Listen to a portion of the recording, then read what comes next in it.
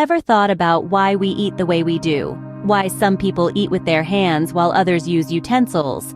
Or why some cultures consider certain foods sacred while others regard the same food as taboo? Today, we're going to take a journey around the globe, exploring the fascinating world of food customs and norms. We'll delve into the extraordinary ways different cultures approach food, from rituals and etiquette to sacred meals and forbidden bites. By the end of this video, you'll be amazed by the diversity of food customs around the world. In Italy, drinking espresso is an art form. Indeed, it's much more than just a caffeine kick. It's an integral part of the culture, a cherished ritual, a way of life. Now let's paint a picture. Picture this. You're in a bustling Italian cafe, you order your espresso, and you're handed a tiny cup of rich, dark liquid. But here's the twist. You won't find any chairs or tables around, because in Italy, espresso is consumed standing up, right at the counter. This isn't a to-go culture. It's a stand and sip one. The idea is to relish the flavors and aromas, engage in some lively banter with the barista or fellow patrons, all while standing. It's a communal experience, a moment of connection in the midst of a busy day. But there's more. In many cultures, coffee is a post-meal staple, a digestive aid. Not in Italy. Here, espresso is typically enjoyed on its own, separate from meals. The reason? Italians believe that the strong, robust flavor of espresso should be savored without any interference from food. It's about giving your full attention to the coffee, appreciating its complexity, and allowing it to stimulate your senses. Then, there's the matter of milk. If you're thinking of ordering a cappuccino or latte after breakfast, you might earn some raised eyebrows. Because in Italy, milk and coffee is strictly a morning affair. After breakfast, it's all about pure, unadulterated espresso. This rule stems from the belief that milk can be heavy on the stomach, and hence, it's best consumed earlier in the day. So, in a nutshell, the Italian espresso ritual is about simplicity, authenticity, and respect for the coffee. It's about standing at the counter, savoring the coffee separate from meals, and ditching the milk after breakfast. It's a fascinating glimpse into the Italian way of life, a testament to their love for coffee and their commitment to preserving traditions. So next time you're in Italy, remember to enjoy your espresso the Italian way.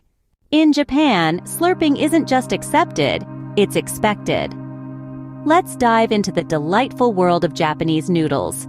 If you find yourself in a noodle shop in Japan, you may be surprised to hear the symphony of sounds around you. That's right, folks. In Japan, the louder your slurps, the better. You see, slurping noodles isn't seen as a breach of etiquette or table manners. Quite the contrary. It's a sign of appreciation, a way to show the chef that you're enjoying the meal. The sounds of slurping are music to the ears of Japanese chefs, a symphony of satisfaction that tells them their culinary efforts have not gone in vain. But it's not just about showing appreciation. The act of slurping serves a very practical purpose. Japanese noodles, whether in a ramen, soba, or udon dish, are often served piping hot. Slurping helps to cool the noodles just enough before they reach your mouth. It's an art, really, a delicate balance between showing appreciation, cooling your food, and, of course, fully experiencing the flavors. In fact, it's believed that slurping enhances the flavor of the dish. The action of slurping introduces air into your mouth, which helps to aerate the noodles and the broth, releasing more of their aroma and enhancing their flavor. It's like a wine tasting experience, but with noodles. Interestingly, not slurping your noodles is considered rude in Japan. It's seen as a sign that you're not enjoying the dish, a social faux pas that could offend the chef. So if you find yourself in a noodle shop in Japan, remember to slurp your noodles with gusto. Embrace the tradition, join in the symphony of slurps, and lose yourself in the flavor-filled experience. It's a unique cultural aspect that adds to the charm of Japanese cuisine, a tradition that's as fun as it is flavorful. So when in Japan, don't hold back those slurping sounds. After all, in the land of the rising sun, slurping is the sincerest form of flattery. In Ethiopia, food isn't just about eating, it's about bonding. This sentiment rings true when we delve into the country's unique culinary traditions, particularly the use of injera, a type of sourdough risen flatbread with a slightly spongy texture. What's fascinating about injera isn't just its tangy flavor or its role as a staple in Ethiopian cuisine, but its use as a utensil. Yes, you heard it right. In Ethiopia, hands are the best utensils, and injera is the perfect tool to scoop up mouthfuls of delicious stews and salads. Let's explore this a bit further. Injera is traditionally placed on a large communal platter, serving as an edible tablecloth of sorts. Atop this bread, various dishes are served: spicy lentils, vibrant salads, and hearty meats, each one an explosion of flavors. The act of eating involves tearing off a piece of injera and using it to scoop up the food. It's a practice that requires a certain level of intimacy, as everyone eats from the same plate, their hands occasionally meeting in the process. Now, if you thought that was interesting, wait until you hear about the custom of gursha. This tradition takes the communal aspect of eating to a whole new level. Gursha involves feeding another person from your own hand as a sign of respect or friendship. It's not uncommon to see friends, family members, or even business associates partaking in gursha during a meal. It's an act that strengthens bonds, builds trust, and fosters a sense of unity. A beautiful tradition that speaks volumes about the importance of community in Ethiopian culture. The Ethiopian injera tradition isn't just about the food, it's about the experience of sharing, of caring, and of bonding over a meal. It's a testament to the Ethiopian ethos, a culture where food is a form of love, respect, and camaraderie. It's a tradition that invites us to look beyond the act of eating and see the deeper connections that food can foster. So in Ethiopia, sharing food truly is a communal and loving act. In Britain, tea isn't just a drink, it's a cultural institution. The British afternoon tea, a tradition steeped in history, is a unique custom that goes beyond sipping a cup of hot brew. It's a leisurely indulgence, a pause in the day to enjoy a moment of tranquility with a delectable spread of treats. Originating in the Victorian era, afternoon tea was introduced by Anna, the Duchess of Bedford, who found herself peckish in the afternoon. To satiate her hunger, she requested a light meal of tea and sandwiches, thus setting in motion a tradition that endures to this day. What makes the British afternoon tea truly special is the assortment of foods served.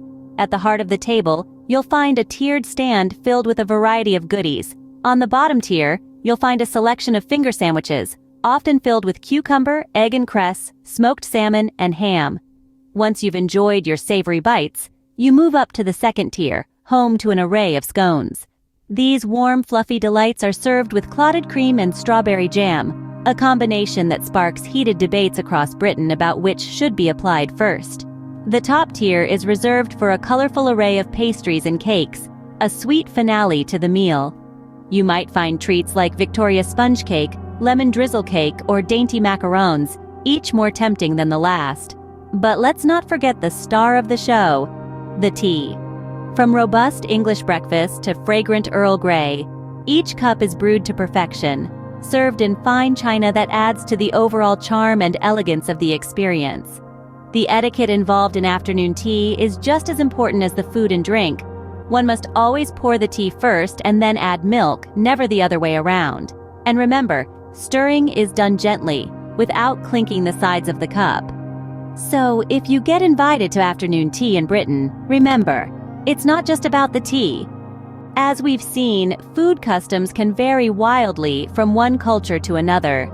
From the quick shot of Italian espresso savored standing at a bar counter to the symphony of slurping that accompanies a bowl of noodles in Japan, each tradition tells a unique story about its culture. In Ethiopia, the injera tradition is not just about eating, it's a communal experience that fosters unity and sharing. And who can forget the quintessentially British afternoon tea? A ceremony steeped in history, it's a comforting ritual that has become synonymous with relaxation and elegance. These customs, as diverse as they may be, are all bound by a common thread: the power of food to bring people together, to celebrate, to share, and to connect. They remind us that food is more than just sustenance. It's a form of expression, a marker of identity, and a testament to the diversity of our world.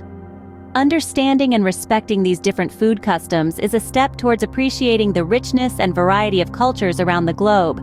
It's a journey of discovery, a feast for the senses, and a celebration of our shared humanity. We hope that this exploration of unusual food customs has whetted your appetite for more. So, get ready to embark on more culinary adventures and cultural explorations with us. Thanks for watching. If you enjoyed this video, don't forget to subscribe to our channel for more fascinating insights into world customs and cultures.